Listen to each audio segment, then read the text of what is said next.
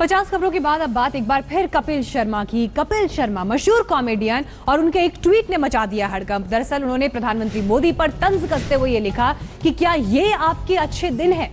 हालांकि उसके बाद सीएम फडणवीस ने कपिल शर्मा के इस ट्वीट का जवाब भी दिया और साथ ही उनसे पूछा कि वो उस अधिकारी का नाम बताएं, पूरी घटना की जानकारी दें, इस पर एक्शन जरूर होगा। बीएमसी को सख्त कार्रवाई के निर्देश दिए हैं और ये भी कहा है कि कपिल इस मामले की पूरी जानकारी दें, इस पर एक्शन जरूर होगा। लेकिन कपिल ने जो सवाल उठाया, बेहद अहम सवाल, वो भी आपको दिखाएंगे। पर देखिए, मुख्यमंत्री देवेंद्र फडणवीस ने ये कहा है ट्वीट के जरिए कि दोषियों को बख्शा नहीं जाएगा, कृपया पूरी जानकारी दें, बीएमसी को सख्त कार्रवाई के निर्देश दिए जाएंगे इस पर।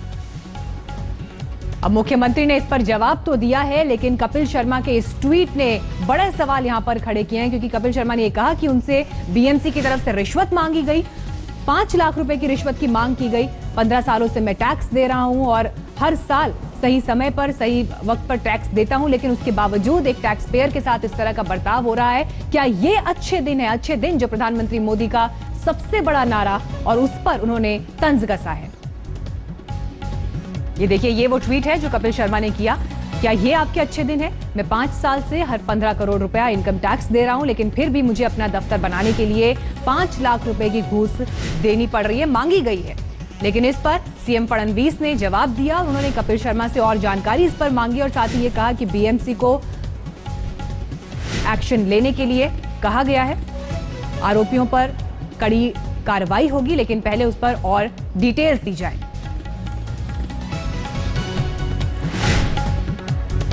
साथ ही अधिकारी का नाम भी पूछा है जिसने घूस मांगने की कोशिश की। इस वक्त हमारे साथ और जानकारी, इस वक्त हमारे साथ संजय निरुपम साहब जुड़ गए हैं, कांग्रेस पार्टी के नेता, महाराष्ट्र से बड़ा चेहरा है कांग्रेस पार्टी का। संजय निरुपम जी, भ्रष्टाचार पर जीरो टॉलरेंस, इस नारे की हवा निकाल दी कपिल शर्मा के इस ट्वीट ने। बिल्कुल, ये सारा मजाक है, दिखावा है, तमाशा है। भ्रष्टाचार पहले से ज्यादा बढ़ा है। जहां तक मुंबई महानगर पालिका की बात है, तो ये हिंदुस्तान की सबसे बड़ी महानगर पालिका है और दुनिया की सबसे भ्रष्ट महानगर पालिका है।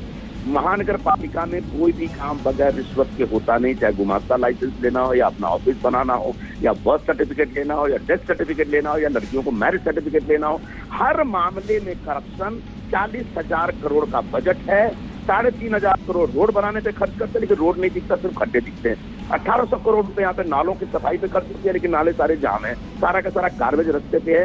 रोज नई बीमारियां पैदा हो रही है यहाँ पे, लोगों को डेंगू हुआ पड़ा, लोगों को लेप्टो। तो ये जो करप्ट महानगर पालिका है, इसके बारे में कॉमेडियन कपिल शर्मा ने जो बात खुल के कही है, मैं उसके लिए उनका अभिनंदन करता हूं और मैं चाहूंगा कि इस प्रकार से और भी महानगर पालिका के भ्रष्टाचार और भ्रष्ट जो एक शासन है, उससे जो शिकार लोग हैं वो खुल करके बाहर आए। संजय निरुपम जी, हैरानी लेकिन इस बात पर होती है कि अगर कपिल शर्मा के साथ ऐसा हो सकता है तो फिर आम आदमी की क्या स्थिति होगी? आम आदमी की बात मैं इतना बता दूं, मेरे एक दोस्त हैं, उनके पिताजी का देहांत हो गया, वो देहांत के बाद वो डेथ सर्टिफिकेट लेने गए थे, उनसे भी 2,000 रुपए रिश्वत दी थी। इस महानगर पालिका में जहां शिवसेना बीजेपी 25 सालों से सत्ता में है, डेथ सर्टिफिकेट, मृत्यु प्रमाण पत्र के लिए भी रिश्वत दी जाती है। हमारी मुंबई में बहुत सारी लड़कियां जो इंटरकास्ट मैरिज करती हैं, तत्काल मैरिज सर्टिफिकेट बनाने चाहती हैं अपने सुरक्षा के लिए, उनसे भी रिश्वत लेती है महानगर पालिका। ये महानगर पालिका जो कामकाज है वो मुंबई के आम जनजीवन के बहुत करीब है।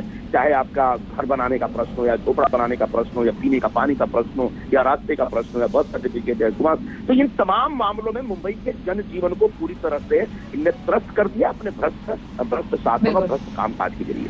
संजय निरुपम जी, बने रहिए हमारे साथ। इस वक्त गायक अभिजीत भी हमारे साथ जुड़ गए हैं। अभिजीत जी, आपकी भी कर्म भूमि है मुंबई, लेकिन ऐसे में अगर इस तरह की घटनाएं सामने होती हैं कि अगर एक छोटा सा दफ्तर खोलना है तो उसके लिए घूस देनी पड़ती है, क्या यही स्थिति है? बिना पैसे के काम नहीं हो रहा, घूस दिए बगैर काम नहीं हो रहा? आपने मेरा ट्वीट पढ़ा होगा, एक बीएमसी के केस में आप देश के पीएम को इस तरह से लाते हो। आपकी अगर पिछवाड़े में पतलून में आग लगती है तो आप डॉक्टर को दिखाते हो, आप फायर ब्रिगेड नहीं बुलाते। फर्क यही है कॉमेडी शो। और इनकी टाइमिंग पे भी मुझे बात करनी है। इसी टाइम सिद्धू जी पार्टी छोड़ रहे हैं, पार्टी बना रहे हैं और उनके साथ ये भी लगे।